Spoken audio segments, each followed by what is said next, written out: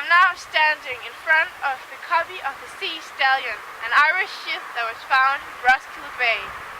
The Vikings were great warriors from the Scandinavia who looted and colonized territories along rivers and coasts in parts of Europe.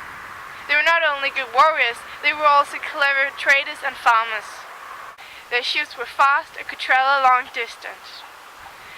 In 24 hours, they could easily travel 120 kilometers with an army of 200 ships and 5,000 men. The history of Vikings has had a major influence on the Danish society, which you can see in stores, restaurants, and so on. Bringing history to life. People in many countries are still sufficiently interested in the Vikings to recreate their way of life as a hobby. Although the Viking Age ended almost 1,000 years ago, the evidence of its existence touches many aspects of our lives. The language has given us many words in everyday use, in English in particular. The trading posts were the origins of some of Europe's towns and cities. Place names and surnames are still recorded where they settled, and their exploits have provided the inspirations for novels and films. Vikings are frequently featured in cartoons and comics. Perhaps this is an indication of just how deeply they are embedded in our subconscious as well as our culture.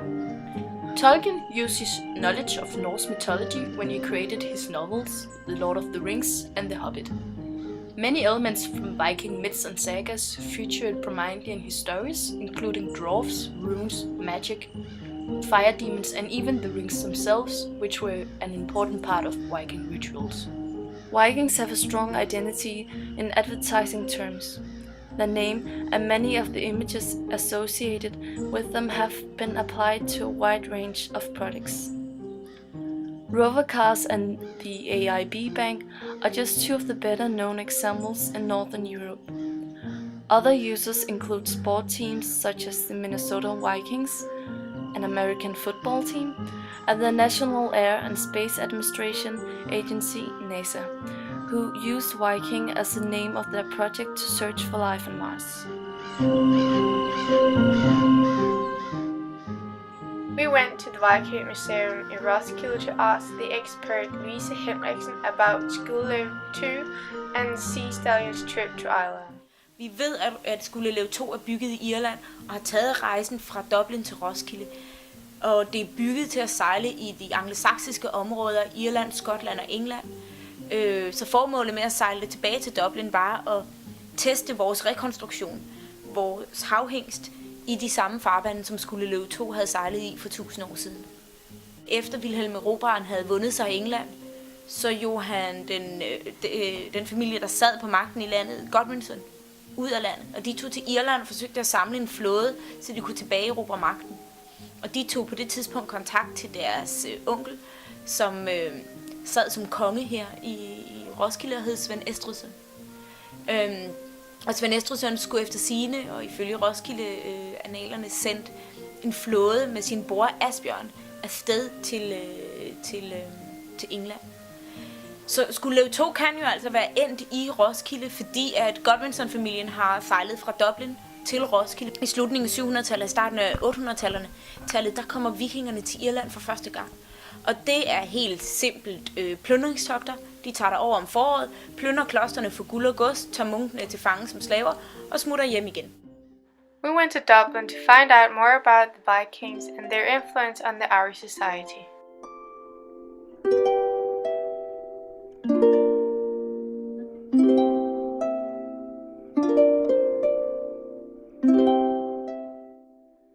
We went to Dublinia, a Viking museum in Dublin, to ask expert Sheila Dooley about the influence that the Vikings have had on Dublin.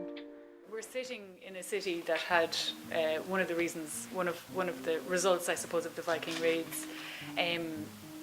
Where we are now, in fact, underneath our feet in this very office, is over 1,000 years of history that started with the Vikings. One of their main targets was people.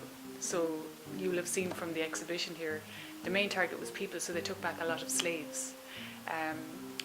We have some written documentation from the 9th century, 10th century, even earlier sometimes as well, and that describes the number of slaves that have been taken away, or peoples that have been taken away by the Vikings, because it was a very valuable commodity.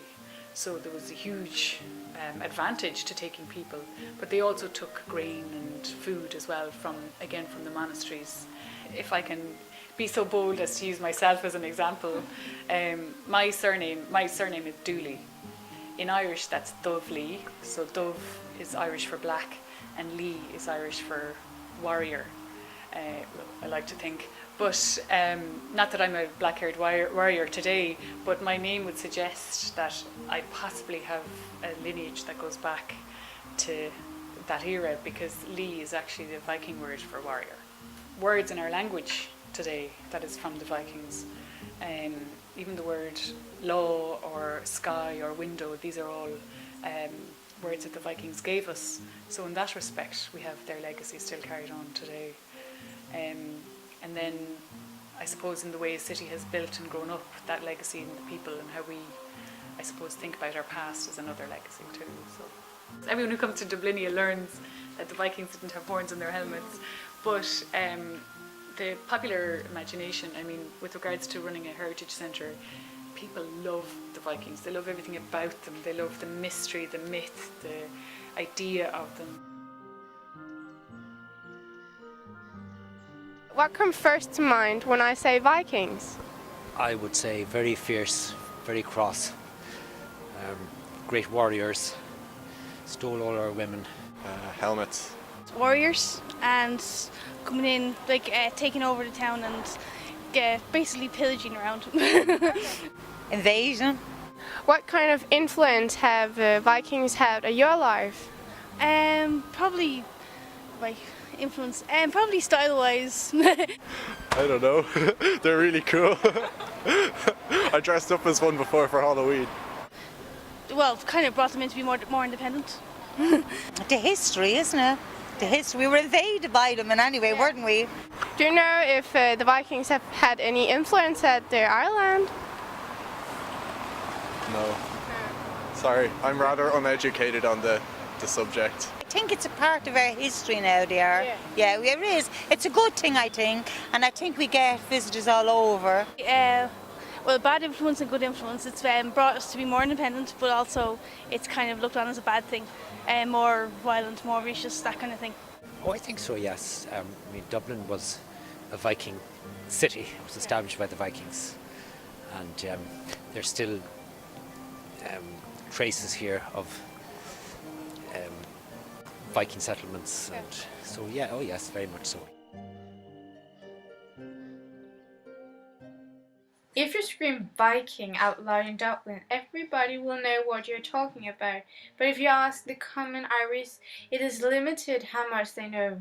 However, most of them know that the Vikings invaded them, but just like the experts say, they came, raided and went back home. But some Vikings settled in Dublin and made it what today is known as a Viking city. Signs of the Vikings are everywhere. Stones in the pavement with old Viking utensils, paintings on buildings, and even tourist attractions. 1, 2, 3!